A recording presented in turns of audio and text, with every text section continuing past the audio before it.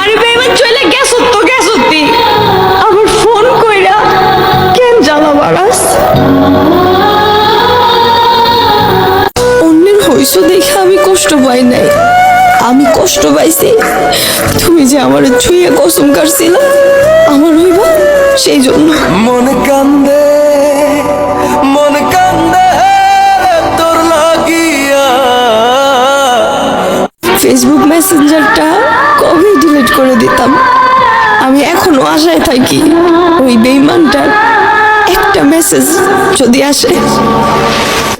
এই ভাই শুনছেন, এই বই শুনছেন, আমার জান আমার ফেসবুক মেসেঞ্জার এতদিন পর হাই দিছে।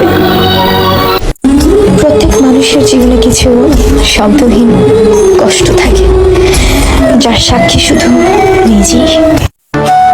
জান একটা সত্যি কথা বলি, আমি তো তোমার সাথে কথা না বলে থাকতে পারি না জান, তুমি প্লিজ আমার সাথে একটু কথা বললো প্লিজ।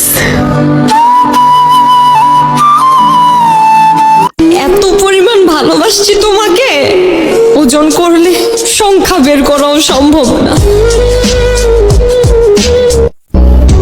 একটা কথা জিজ্ঞেস করি,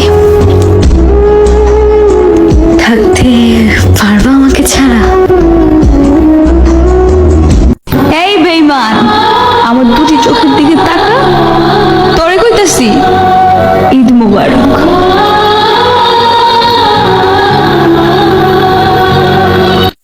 খুব অল্পতেই পেয়ে গেছো তো তাই মূল্য বুঝোনি, একটু খোঁজ নিয়ে দেখো, কেউ পাওয়ার আশায় এখনো মোনাজাতে কান্না করে।